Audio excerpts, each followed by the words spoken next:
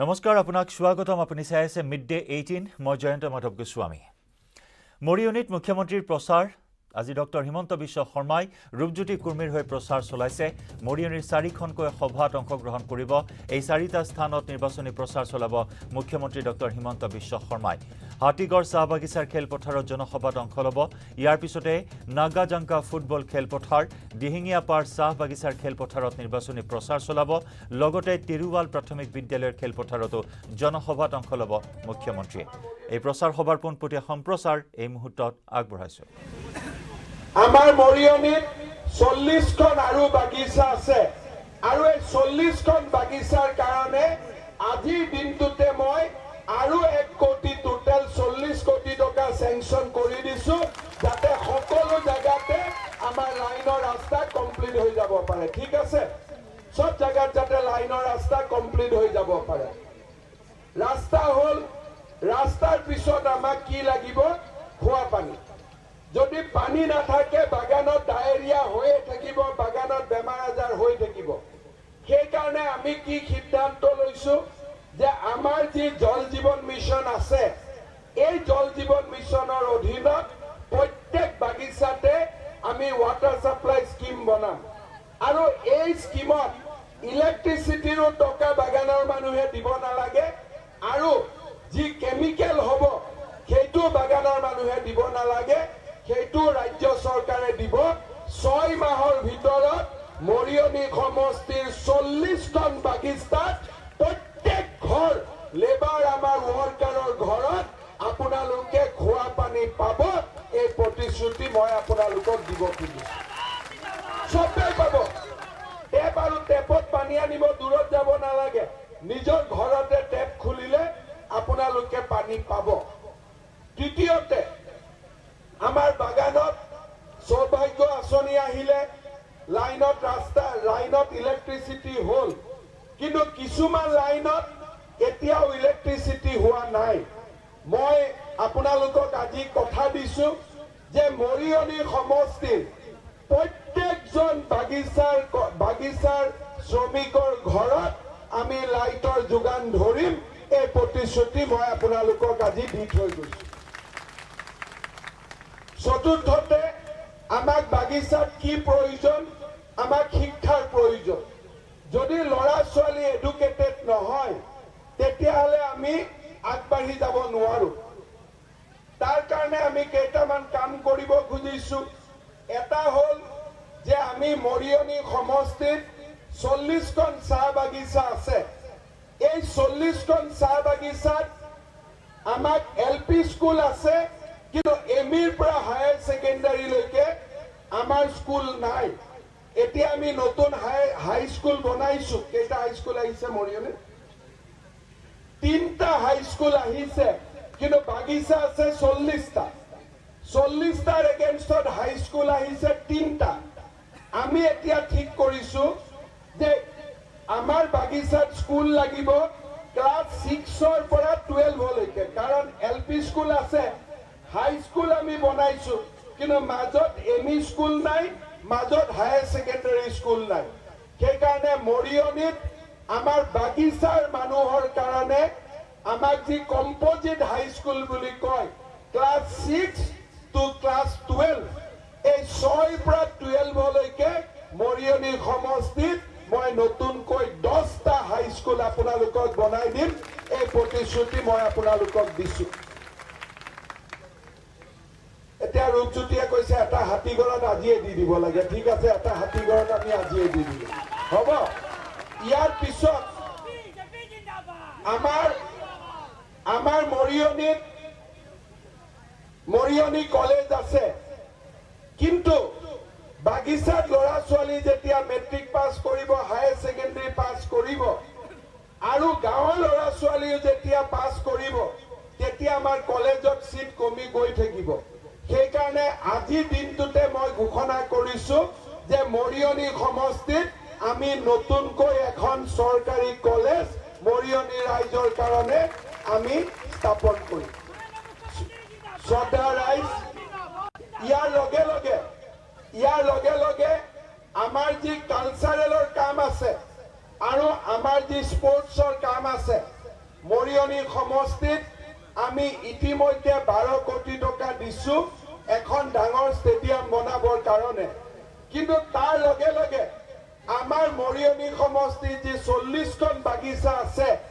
সেই 40খন বাগিচাতে যাতে খেলা ধূলাৰ কাৰণে সুবিধা হ'ব পাৰে লাহে লাহে আমি ইয়াৰ বাগিচাবিলাকত মিনি ষ্টেডিয়াম আপোনালোকক বনাই দিম যাতে আপোনালোকে ফুটবল আৰু বেলেগ খেলা আপোনালোকে খেলি থাকিব পাৰে আমাৰ বাগিচাৰ মাসকলৰ কাৰণে সেলফ হেল্প গ্ৰুপৰ জৰিয়তে আমি আপোনালোকক প্ৰত্যেক বছৰতে টকা পইচা দিম যাতে আপোনালোকে সেলফ হেল্প গ্ৰুপৰ জৰিয়তে কামত আপোনালোকে আগবাঢ়ি যাব পাৰে আমাৰ বাগিচাবিলাকত ফালতু লেবাৰ আছে পুৰা আমি দৰমহা নাপাও যেতিয়া আমাৰ কাম নাথাকে এইবাৰ আমি সিদ্ধান্ত লৈছো যে এনৰেগাৰ কাৰ্ড আপোনালোকক দিয়া হ'ব আৰু এনৰেগাৰ জৰিয়তে আমাৰ যিমান কৰ্মচাৰী শ্ৰমিকে বাগানৰ পৰা 4 মাহ দৰমহা নাপায় সেই দৰমহা যাতে আমি এনৰেগাৰ পৰা আমাৰ বাগিচাৰ শ্ৰমিকক দিব পাৰো কাম কৰিব বাহিৰত যাব নালাগে বাগিচাৰ ভিতৰতে কাম কৰি থাকিলে হল বাগিচাৰ বাহিৰত যাব নালাগে বাগিচাৰ ভিতৰতে কাম কৰি 3 মাহৰ কাৰণে আপোনালোকে এনৰেগাৰ পৰা পইচা পাব বেলেগ কাম কৰিব নালাগে ঘৰৰে কাম কৰিলে ঘৰত ফিচাৰী বনালে হল লাইনত ৰাস্তা বনালে হল গছ পুলি ৰুলে হল এই কামবিলাকৰ কাৰণে আমি সকলো ফালতু আৰু কেজুৱেল কৰ্মচাৰীক আমি এনৰেগাৰ কাৰ্ড দি দিম আমাৰ বাগিচাত আমি স্কিম আৰম্ভ কৰিছিলো যে আমাৰ যেতিয়া মাবিলাক গৰ্ভৱতী হয় তেতিয়া তেওঁলোকক যাতে খোৱা বোৱাৰ কাৰণে আমি 12,000 কৈ টকা দিব পাৰো আজি সেই স্কিম চলি আছে কিন্তু আমি তাৰ লগে লগে আমি আৰু এটা ঠিক কৰিছো যে আমাৰ বাগিচাৰ সকলো শ্ৰমিকৰ হাতত যাতে অটল অমৃত অভিযান কাৰ্ড থাকে প্ৰধানমন্ত্ৰী আয়ুষ্মান ভাৰতৰ কাৰ্ড থাকে যাতে মেডিকেলত গলেও ট্ৰিটমেন্টৰ কাৰণে আপোনালোকে চিন্তা কৰিব নালাগে আপোনালোকে টকা পইচা খৰচ নকৰাকৈ ট্ৰিটমেন্ট কৰিব পাৰে মই আমাৰ পল্লৱ লোচন দাস সঞ্জয় কিষাণ কামাখ্যাত আছা সকলোৰে লগত কথা পাতি আছো যে আমাৰ যিবিলাক মেডিকেলৰ কাষত বাগান আছে তাৰ পৰা যেতিয়া বাগানৰ পেচেণ্ট বিলাক মেডিকেলত যায় যোৰহাটত যায় ডিব্ৰুগড়ত যায় পেচেণ্ট ভিতৰত থাকে এটেন্ডেন্সৰ থকা জায়গা নাথাকে গোটেই কেইখন মেডিকেল কলেজৰ কাষত চাহ বাগিচাৰ মানুহৰ কাৰণে এটা অতিথিশালা প্ৰত্যেক মেডিকেল কলেজত মই বনাবৰ কাৰণে সিদ্ধান্ত লৈছো যাতে আপোনালোক গলে তাতে আপোনালোকে গোটেইখিনি সুবিধা পাব পাৰে এইবাৰ আমাৰ বাগিচাত 20টা মেডিকেল সিট আছিল এইবাৰ আমি বাগিচাৰ মেডিকেল সিট আৰু আমি বঢ়াই পেলাই বাগিচাৰ মেডিকেল সিট আমি 25টা লৈকে আমি বঢ়াবৰ বাবে সিদ্ধান্ত লৈছো যাতে 20টা জায়গাত বাগিচাৰ মেডিকেল কলেজ 25 হয় তাৰ উপৰিও আমাৰ বাগিচাৰ যিবিলাক ভাল ভাল লৰা যিবিলাকে পঢ়া শুনা কৰি আগবাঢ়ি গৈছে তেওঁলোকে যাতে আমাৰ কলেজ বিলাকত সিটৰ ৰিজাৰ্ভেশন থাকে তাৰ কাৰণেও আমি ব্যৱস্থা কৰিছো যাতে আমাৰ বাগিচাৰ লৰাই কলেজত সিট পাব পাৰে স্কলাৰশ্বিপটো আমি টি ওয়েলফেয়াৰ ডিপাৰ্টমেন্টৰ পৰা দিওঁই আৰু তাৰ উপৰিও কলেজত যাতে সিটৰ ৰিজাৰ্ভেশন থাকে শ্ৰদ্ধা ৰাইজ আমাৰ চাহ বাগিচাৰ কাৰণে আমি যিমান কথা চিন্তা কৰিছো বিজেপি দলে যিমান চিন্তা কৰিছে আগত কোনেও কৰা নাছিল এতিয়া আমি আসাম টি কৰ্পোৰেচনৰ যিমান হস্পিটাল আছে সব হস্পিটাল আমি এনএইচএমৰ আন্ডাৰত আনিছো এনএইচএমৰ পৰা যাতে এই হস্পিটাল আমি চলাব পাৰো এতিয়া আমি আৰু এটা কাম কৰি আছো হেতু কথা মোৰ প্ৰতিশ্ৰুতি নহয় কিন্তু মই চেষ্টা কৰি আছো এই যে 1 লাখ চাকৰি ওলাব 1000 1 লাখ চাকৰি যে আমি 1 বছৰৰ ভিতৰত দিম ইয়াৰ ভিতৰত ম্যাক্সিমাম বাগানৰ লৰাক আমি কেনেকে ঠেলিব পাৰো কেনেকে আমি বাগিচাত চৰকাৰী চাকৰি দিব পাৰো তাৰ কাৰণেও আমি ইতিমধ্যে অলপ আলোচনা আৰম্ভ কৰিছো ভগৱানে কৰিলে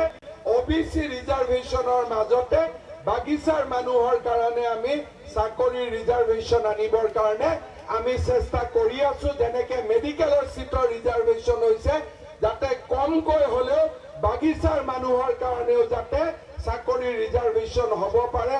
ওবিসি কোটাৰ ভিতৰতে তাৰ কাৰণে আমি চেষ্টা কৰি আছো শ্ৰদ্ধা ৰাইজ আমাৰ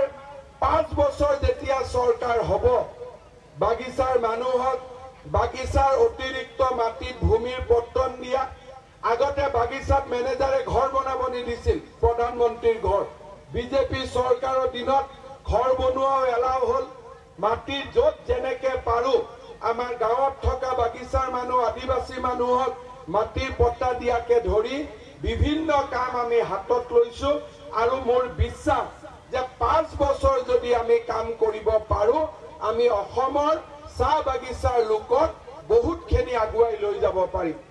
শ্ৰদ্ধা ৰাইজ সেইবাবে মৰিয়নিৰ ৰাইজে অসমৰ ৰাইজে নিশ্চয় আমাক আশীৰ্বাদ দিব ইয়াৰ লগে লগে আমাৰ এটা নতুন ডিপাৰ্টমেন্ট আমি খুলিছো সেই ডিপাৰ্টমেন্টটো হ'ল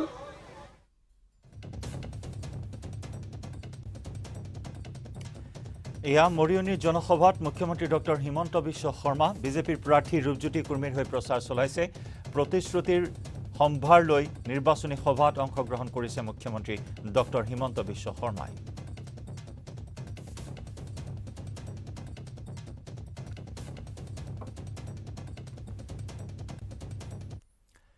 আজাদীৰ অমৃত মহোৎসৱৰ লগে লগে দেশত দুগ্ধ বিপ্লৱৰ সূচনা কৰা আমুল ব্ৰেণ্ডেও ৭৫ সংখ্যক বৰ্ষপূৰ্তি পালন কৰি আছে আৰু এই আপাহতে আপোনালোকক জনাও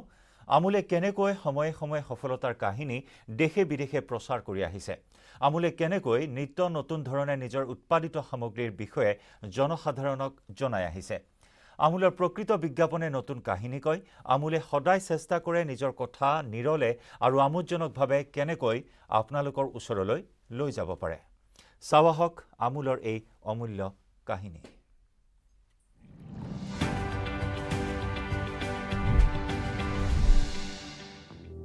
अमूल ने आतंकवाद के खिलाफ दुनिया की लड़ाई के संकल्प को भी अपनी बात कहने के लिए चुना साल 2001 में सबसे बड़े आतंकवादी हमले में न्यूयॉर्क में WTC ढह गया अमूल ने संदेश दिया आतंकवाद अब कबूल नहीं होगा वाक्य इस तरह लिखा गया ताकि आतंक के गढ़ अफगानिस्तान की राजधानी काबुल को कबूल पढ़ा जाए विज्ञापन में लादेन की स्पेलिंग का भी सकारात्मक इस्तेमाल किया गया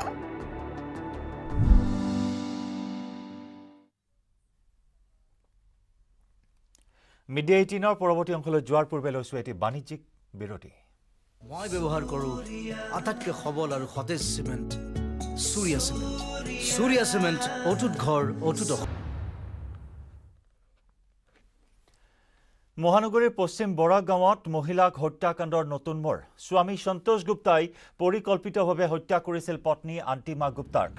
দুই বন্ধুৰে মিলি হত্যা কৰিছিল পত্নীক ভাড়াতীয়া হিচাপে থকা দেৱজানী দাস নামৰ মহিলাগৰাকীৰ ঘৰত ৰাখিছিল মৃতদেহ দেৱজানীৰ স্বামীয়ে খবৰ দিছিল আৰক্ষীক ইতিমধ্যে আৰক্ষীয়ে গ্ৰেপ্তাৰ কৰিছে হত্যাকাৰী স্বামী সন্তোষ গুপ্তাক দেৱজানী দাস নামৰ মহিলাগৰাকীক গ্ৰেপ্তাৰ কৰে আৰক্ষীয়ে সন্তোষ গুপ্তা আৰু মহিলাগৰাকীৰ মাজত আছিল প্ৰেমৰ সম্পৰ্ক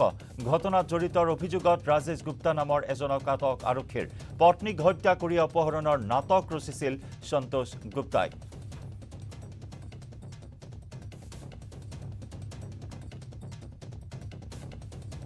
মান বজাত ৰাতি সন্তোষ গুপ্তা যিগৰাকী মহিলা এতিয়া উদ্ধাৰ হৈছে তেখেতৰ হাজবেণ্ডে আমাৰ গড়চুক থানাত এটা কেছ ৰুজু কৰে যে তেওঁৰ ৱাইফ 3টামান বজাৰ পৰা ঘৰত নাই আৰু তেওঁলোকে দুই এটা কিবা কিডনেপিং হৈছে বুলি আমাক এটা কেছ ৰুজু কৰে আৰু কেছ ৰুজু কৰাৰ পিছত আমি অনুসন্ধান চলাই আজি আমি ডেড বডিটো তেখেতৰ ঘৰৰে ভাড়াতীয়াজনৰ ঘৰৰ ভিতৰত উদ্ধাৰ হৈছে আমি বাকীখিনি তদন্ত কৰি আছোঁ সবিশেষ তদন্ত বাকীখিনি ওলোৱাৰ পিছতে কেনেকৈ কি হৈছে গোটেই কথাটো ওলাব গোচৰটো সন্তোষ গুপ্তা তেখেতৰ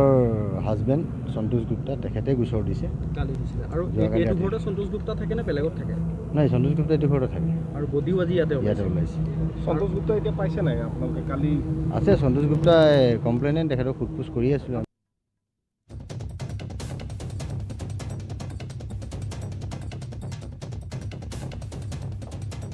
আৰু এই মুহূৰ্তত আমি আমাৰ সতীৰ্থ সাংবাদিক উৎপল হালৈৰ সৈতে সংযুক্ত হৈছোঁ। উৎপল, পশ্চিম বৰাগাঁৱত মহিলা হত্যাকাণ্ডৰ নতুন মূৰ এই মুহূৰ্তত আহিছে যে স্বামীয়ে পৰিকল্পিতভাৱে হত্যা কৰিছিল মহিলাগৰাকীক, আৰু কি খবৰ আছে আপোনাৰ হাতত?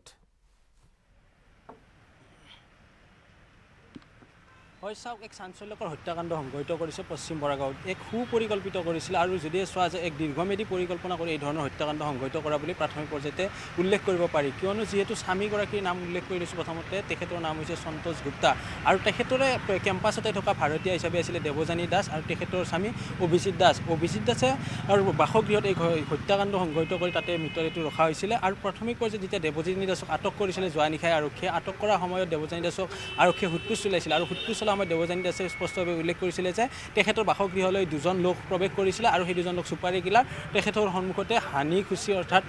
ক্ষতবিক্ষত কৰি হত্যাকাণ্ড সংঘটিত কৰা বুলি প্ৰাথমিক পৰ্যায়ত উল্লেখ কৰিছিলে। আজি যেতিয়া কিছু সময় পূৰ্বে ডেড বডিটো অৰ্থাৎ মৃতদেহটো আন্তিমা গুপ্তা যিগৰাকী ইতিমধ্যে মৃত্যু হৈছে আৰু আন্তিমা গুপ্তাৰ যিটো মৃতদেহটো কিছু সময় পূৰ্বে আৰক্ষী প্ৰশাসনৰ উপস্থিত খোলা হৈছিলে আৰু সেই সময়ত কিন্তু কোনো ধৰণৰ ক্ষতবিক্ষত অৱস্থাত পোৱা নাই। তাৰ পৰিৱৰ্তে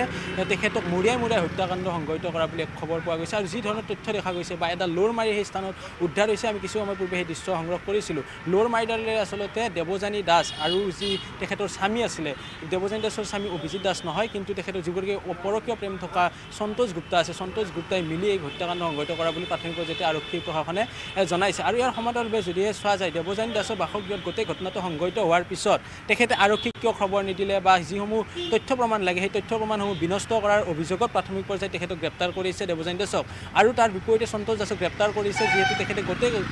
ঘটনাখিনি পৰিকল্পনা কৰিছিলে। স্বামী তেখেতৰ পত্নী তেখেতৰ পত্নী ক্ষমা কৰিব অন্তিমা গুপ্তা মৃতদেহ হোৱাৰ পিছত তেখেতৰ পত্নীৰ পৰা মেছেজ আহিছিলে, অসমৰ নিষিদ্ধ ঘোষিত সংগঠন DLT নামত 80 লাখকৈ ধন দাবী দিছিলে সেই পত্নী মেছেজৰ পৰা। যদিহে চোৱা যায় নিষিদ্ধ ঘোষিত সংগঠনে তেনেধৰণৰ কোনোবা কুটাঘাতমূলক বা ধন দাবী দিলেহেঁতেন, তেতিয়াহ'লে অন্য নাম্বাৰৰ পৰা সেই মেছেজটো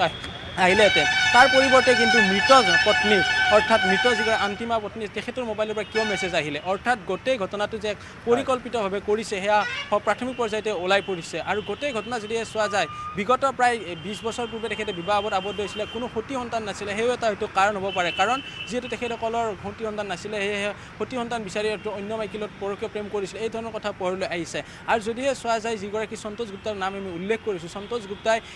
উত্তৰ প্ৰদেশৰ পৰা আহিছিলে আৰু ইয়াতে GSTৰ কৰ্মৰত আছিলে, অৰ্থাৎ টেক্সসমূহ ৰিফাণ্ড কাম কৰা কাৰ্যত তেখেতে জড়িত আছিলে। আৰু গোটেই কথাখিনিত যদিহে চোৱা যায়, সন্তোষ গুপ্তাৰ লগত যিহেতু চুপাৰী কিলাৰৰ কথা উল্লেখ কৰিছিলে দেৱযানী দাসে, সেই উল্লেখ কৰাৰ সময়তে দেৱযানী দাসৰ বাসগৃহত আন এজন যুৱক অৰ্থাৎ তাৰ নামটো হৈছে ৰাজেশ গুপ্তা, সেই তেখেতে আহি পৰহিৰ পৰা অৰ্থাৎ বুধবাৰে যিহেতু এজাহাৰ দাখিল কৰিছিলে গড়চুক থানাত এই স্থানৰ পৰা তেখেতসকলে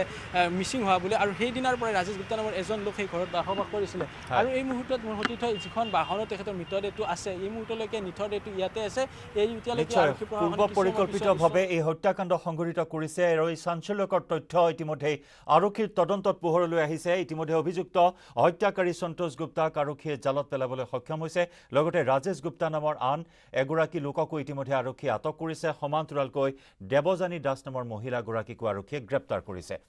ধন্যবাদ উৎপল, এই খবৰ এই মুহূৰ্তত আপুনি আমাক দিয়াৰ বাবে। ইয়াৰে সৈতে সময় হ'ল মিড-ডে 18ৰ পৰা বিদায় লোৱাৰ। নমস্কাৰ। আটাইতকৈ সবল আৰু সতেজ cement Surya cement. Surya cement অটুট ঘৰ অটুট অসম।